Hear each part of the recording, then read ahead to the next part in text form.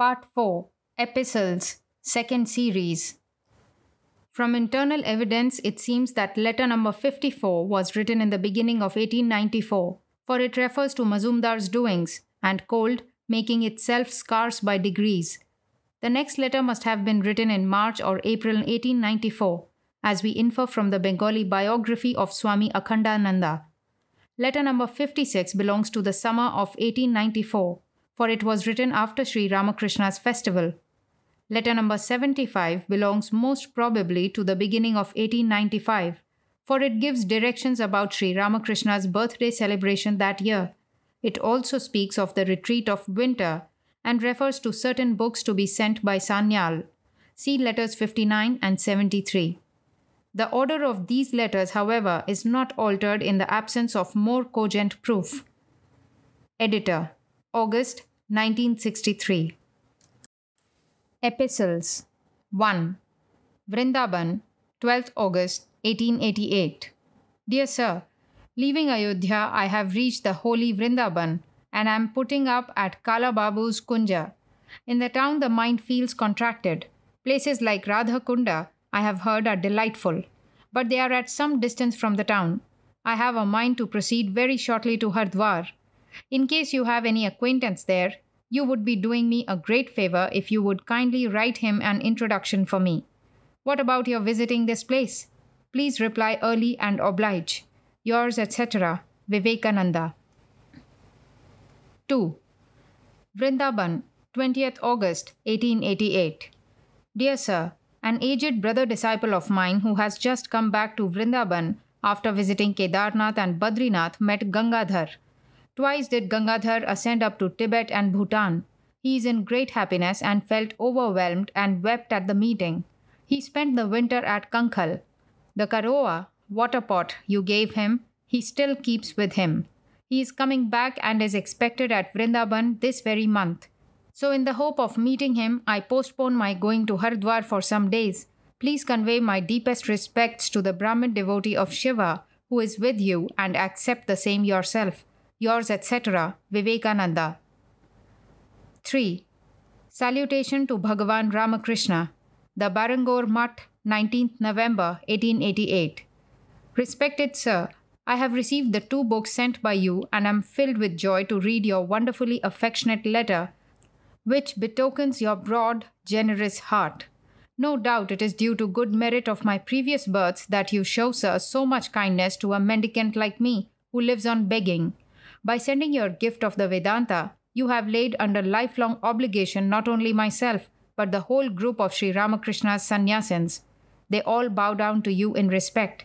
It is not for my own sake alone that I asked of you the copy of Panini's grammar. A good deal of study, in fact, is given to Sanskrit scriptures in this mutt. The Vedas may well be said to have fallen quite out of vogue in Bengal. Many here in this mutt are conversant with Sanskrit, and they have a mind to master the Samhita portions of the Vedas. They are of opinion that what has to be done must be done to a finish. So believing that a full measure of proficiency in the Vedic language is impossible without first mastering Panini's grammar, which is the best available for the purpose, a copy of the latter was felt to be a necessity. The grammatical work Mugdha Bodha, which we studied in our boyhood, is superior in many respects to Laghu Kaumadi. You are yourself, however, a deeply learned man and therefore the best judge we can have in this matter. So if you consider the Ashtadhyayi Panini's to be the most suitable in our case, you will lay us under a debt of lifelong gratitude by sending the same, provided you feel it convenient and feel so inclined. This mutt is not wanting in men of perseverance, talent, and penetrative intellect. I may hope that by the grace of our master, they will acquire in a short time Panini's system and then succeed in restoring the Vedas to Bengal. I beg to send you 2 photographs of my revered master and 2 parts of some of his teachings as given in his homely style, compiled and published by a certain gentleman, hoping you will give us the pleasure of your acceptance. My health is now much improved, and I expect the blessings of meeting you within 2 or 3 months. Yours, etc., Vivekananda. 4. Victory to God, Baranagore, 4th February 1889. Dear Sir, For some reason, I had been feeling today agitated and cramped in my mind when your letter of invitation to the heavenly city of Varanasi reached me. I accept it as the call of Vishveshwara. I am going now on a pilgrimage to the place of my master's nativity, and after a sojourn of a few days there, I shall present myself to you. He must be made of stone whose mind does not melt at the sight of Kashi and its Lord. I feel now much improved in health. My regards to Jnanananda. I am coming as soon as I can. It all depends ultimately on Vishveshwara's will. More when we meet. Yours, etc., Vivekananda. 5. Aunthpur, 7th February 1889. Dear M., thanks 100,000 times, Master. You have hit Ramakrishna in the right point. Few, alas, few understand him. Yours, Vivekananda. P.S. My heart leaps with joy, and it is a wonder that I do not go mad when I find anybody thoroughly launched into the midst of the doctrine which is to shower peace on earth hereafter. 6. Sri Durga be my refuge. Baranagore, 26th June 1889. Dear Sir, for sundry reasons I have been unable to write to you for long, for which please excuse me. I have now obtained news of Gangadhar. He met one of my brother disciples, and both are now staying in the Uttarakhanda, the sacred Himalayas. 4 of us from here are in the Himalayas now, and with Gangadhar they are 5. One brother disciple named Shivananda came across Gangadhar at Srinagar on the way to holy Kedarnath, and Gangadhar has sent 2 letters here. During his first year in the Himalayas, he could not secure permission to enter Tibet, but he got it the next year. The Lamas love him much, and he had picked up the Tibetan language. He says the Lamas form 90% of the population, but they mostly practice tantrika forms of worship. The country is intensely cold. Eatables there are scarcely any, only dried meat, and Gangadhar had to travel and live on that food. My health is passable, but the state of mind is terrible. Yours, etc., Vivekananda. 7. Victory to God. Bagh Bazar, Calcutta, 4th July 1889. Dear Sir, it pleased me highly to know all the news in your letter yesterday. You have asked me to request Gangadhar to write to you, but I see no chance thereof, for though they are sending us letters, they do not stop anywhere for more than 2 or 3 days, and therefore do not receive any of ours. Some relative of my former life has purchased a bungalow at Simultala near Baidyanath. The place being credited with a healthy climate, I stayed there for some time, but the summer heat growing excessive, I had an attack of acute diarrhea, and I have just fled away from the place. Words fail to describe how strong is the desire in my mind to go to Varanasi and have my soul blessed by meeting you and sojourning with you in good converse. But everything rests on His will. I wonder what linking of heart existed between us, sir, from some previous incarnation, that receiving as I do the love and affection of not a few men of wealth and position in this city of Calcutta, I am apt to feel so much bored by their society, while only through one day's interview my heart felt charmed enough to accept you as a near relative and friend in spiritual life. One reason is that you are a favored servant of God. Another perhaps is Tachetasa smarati nunamabodha purvam bhavasthirani jananantara sauhridani. I am indebted to you for the advice which comes from you as the outcome of your experience and spiritual practice. It is very true, and I have also found it so very often, that one has to suffer at times for holding in one's brain novel views of all sorts. But with me it is a different malady this time. I have not lost faith in a benign providence, nor am I going ever to lose it. My faith in the scriptures is unshaken. But by the will of God, the last 6 or 7 years of my life have been full of constant struggles with hindrances and obstacles of all sorts. I have been vouchsafed the ideal Shastra. I have seen the ideal man, and yet fail myself to get on with anything to the end. This is my profound misery. And particularly, I see no chance of success while remaining near Calcutta. In Calcutta live my mother and 2 brothers. I am the eldest. The second is preparing for the first arts examination, and the third is young. They were quite well off before, but since my father's death, it is going very hard with them. They even have to go fasting at times. To crown all, some relatives taking advantage of their helplessness drove them away from the ancestral residence. Though a part of it is recovered through suing at the High Court, destitution is now upon them, a matter of course in litigation. Living near Calcutta, I have to witness their adversity, and the quality of rajas prevailing, my egotism sometimes develops into the form of a desire that rises to plunge me into action. In such moments, a fierce fighting ensues in my mind, and so I wrote that the state of my mind was terrible. Now their lawsuit has come to an end, so bless me that after a stay here in Calcutta for a few days more to settle matters, I may bid adieu to this place forever. Apuryamana machala pratishtham samudramapav pravishanti yadvat tadvat kama yam pravishanti sarve sashanti mapnoti nakama kami. Bless me that my heart may wax strong with supreme strength divine, and that all forms of Maya may drop off from me, for we have taken up the cross, thou hast laid it upon us, and grant us strength that we bear it unto death. Amen. Imitation of Christ. I am now staying in Calcutta. My address is care of Balaram Babu, 57 Ramkanta Bose Street, Bagh Bazar, Calcutta. Yours, etc. Vivekananda. 8. All glory to God.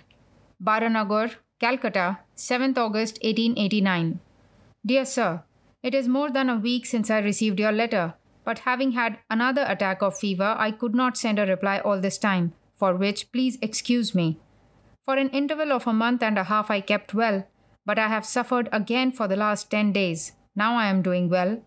I have certain questions to put, and you, sir, have a wide knowledge of Sanskrit, so please favor me with answers to the following. 1. Does any narrative occur about Satyakama, son of Jabala, and about Janashruti anywhere else in the Vedas excepting the Upanishads? 2. In most cases where Shankaracharya quotes Smriti in his commentary on the Vedanta Sutras, he cites the authority of the Mahabharata.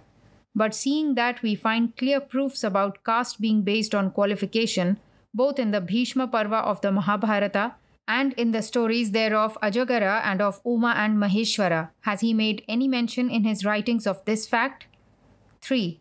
The doctrine of caste in the Purusha Sukta of the Vedas does not make it hereditary. So what are those instances in the Vedas where caste has been made a matter of hereditary transmission? 4. The Acharya could not adduce any proof from the Vedas to the effect that the Shudra should not study the Vedas. He only quotes Yajnena Vaktriptaha, Taittiriya Samhita, 7th, 1.6, to maintain that when he is not entitled to perform yajnas, he has neither any right to study the Upanishads and the like. But the same Acharya contends with reference to Athato Brahma Jignasa, Vedanta Sutras, 1st, 1, that the word Atha here does not mean subsequent to the study of the Vedas, because it is contrary to proof that the study of the Upanishad is not permissible without the previous study of the Vedic mantras and Brahmanas, and because there is no intrinsic sequence between the Vedic Karma Kanda and Vedic Jnana Kanda. It is evident, therefore, that one may attain to the knowledge of Brahman without having studied the ceremonial parts of the Vedas.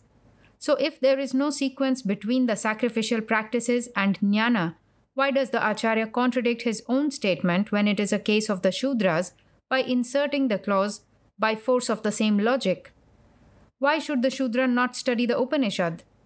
I am mailing you, sir, a book named Imitation of Christ, written by a Christian sannyasin. It is a wonderful book. One is astonished to find that such renunciation, vairagya, and dasya bhakti have existed even among the Christians.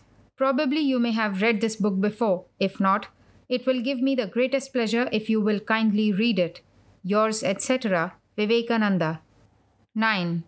Baranagar, 17th August 1889.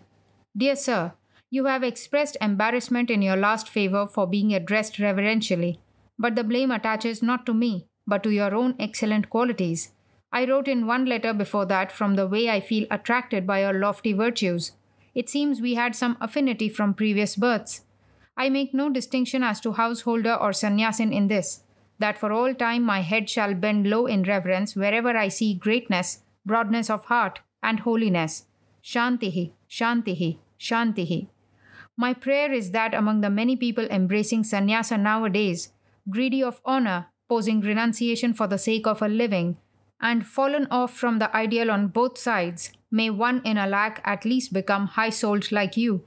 To you, my Brahmin fellow disciples, who have heard of your noble virtues, tender their best prostrations. About one amongst my several questions to which you sent your replies, my wrong idea is corrected. For this I shall remain indebted to you forever. Another of these questions was whether Acharya Shankara gives any conclusion regarding caste based on gunas as mentioned in Puranas like the Mahabharata. If he does, where is it to be found? I have no doubt that according to the ancient view in this country, caste was hereditary, and it cannot also be doubted that sometimes the Shudras used to be oppressed more than the Helots among the Spartans and the Negroes among the Americans. As for myself, I have no partiality for any party in this caste question, because I know it is a social law and is based on diversity of guna and karma. It also means grave harm if one bent on going beyond guna and karma cherishes in mind any caste distinctions. In these matters, I have got some settled ideas through the grace of my Guru. But if I come to know of your views, I may just confirm some points or rectify others in them. One doesn't have honey dripping unless one pokes at the hive. So I shall put you some more questions, and looking upon me as ignorant and as a boy, please give proper replies without taking any offense. 1. Is the mukti, which the Vedanta Sutras speak of, one and the same with the nirvana of the Avadhuta Gita and other texts? 2. What is really meant by nirvana if, according to the aphorism, without the function of creating, etc., none can attain to the fullest Godhead? 3. Chaitanya Deva is said to have told Sarvabhauma at Puri, I understand the sutras, aphorisms of Vyasa. They are dualistic, but the commentator makes them monistic, which I don't understand. Is this true? Tradition says Chaitanya Deva had a dispute with Prakashananda Saraswati on the point, and Chaitanya Deva won. One commentary by Chaitanya Deva was rumored to have been existing in Prakashananda's mutt. 4. In the Tantra, Acharya Shankara has been called a crypto-Buddhist. Views expressed in Prajna Paramita, the Buddhist Mahayana book, perfectly tally with the Vedantic views propounded by the Acharya. The author of Panchadashi also says, what we call Brahman is the same truth as the Shunya of the Buddhist. What does all this mean? 5. Why has no foundation for the authority of the Vedas been adduced in the Vedanta Sutras? First, it has been said that the Vedas are the authority for the existence of God, and then it has been argued that the authority for the Vedas is the text. It is the breath of God. Now, is this statement not vitiated by what in Western logic is called an argument in a circle? 6. The Vedanta requires of us faith, for conclusiveness cannot be reached by mere argumentation. Then why has the slightest flaw detected in the position of the schools of Sankhya and Nyaya been overwhelmed with a fusillade of dialectics? In whom, moreover, are we to put our faith? Everybody seems to be mad over establishing his own view. If, according to Vyasa, even the great Muni Kapila, the greatest among perfected souls, is himself deeply involved in error, then who would say that Vyasa may not be so involved in a greater measure? Did Kapila fail to understand the Vedas? 7. According to the Nyaya, Shabda or Veda, the criterion of truth, is the word of those who have realized the highest. So the rishis as such are omniscient. Then how are they proved, according to the Surya Siddhanta, to be ignorant of such simple astronomical truths? How can we accept their intelligence as the refuge to ferry us across the ocean of transmigratory existence, seeing that they speak of the earth as triangular, of the serpent Vasuki as the support of the earth, and so on? 8. If in his acts of creation, God is dependent on good and evil karmas, then what does it avail us to worship him? There is a fine song of Naresh Chandra, where occurs the following: if what lies in one's destiny is to happen anyhow, O mother, then what good all this invoking by the holy name of Durga? 9. True, it is improper to hold many texts on the same subject to be contradicted by one or two. But why then are the long-continued customs of Madhuparka and the like repealed by one or two such texts as the horse sacrifice, the cow sacrifice, sannyasa, meat offerings in Shraddha, etc.? If the Vedas are eternal, then what are the meaning and justification of such specifications as this rule of dharma is for the age of Dwapara, this for the age of Kali, and so forth? 10. The same God who gives out the Vedas becomes Buddha again to annul them. Which of these dispensations is to be obeyed? Which of these remains authoritative, the earlier or the later one? 11. The Tantra says, in the Kali Yuga, the Veda mantras are futile, so which behest of God, the Shiva, is to be followed? 12. Vyasa makes out in the Vedanta Sutras that it is wrong to worship the tetrad of divine manifestation, Vasudeva, Sankarshana, etc. And again, that very Vyasa expatiates on the great merits of the worship in the Bhagavata. Is this Vyasa a madman? I have many doubts besides these, and hoping to have them dispelled from my mind through your kindness, I shall lay them before you in future. Such questions cannot be all set forth except in a personal interview, neither can as much satisfaction be obtained as one expects to. So I have a mind to lay before you all these facts when presenting myself to you, which I expect will be very soon, by the grace of the Guru. I have heard it said that without inner progress in the practice of religion, no true conclusion can be reached concerning these matters, simply by means of reasoning, but satisfaction, at least to some extent, seems to be necessary at the outset. Yours, etc., Vivekananda. 10. Bagh Bazar, Calcutta, 2nd September 1889. Dear Sir, some days ago I received your 2 kind letters. I am very much pleased to find in you a wonderful harmony of jnana and bhakti. Your advice to me to give up arguing and disputing is very true indeed, and that is really the goal of life for the individual. Sundered are the knots of the heart, torn off are all his doubts, and the seeds of his karma wear off when the sight of the transcendent one is gained. But then, as my master used to say, when a pitcher is being filled by immersion, it gurgles, but when full, it is noiseless. Know my condition to be the same. Within 2 or 3 weeks, perhaps, I shall be able to meet you. May God fulfill that wish. Yours, etc., Vivekananda.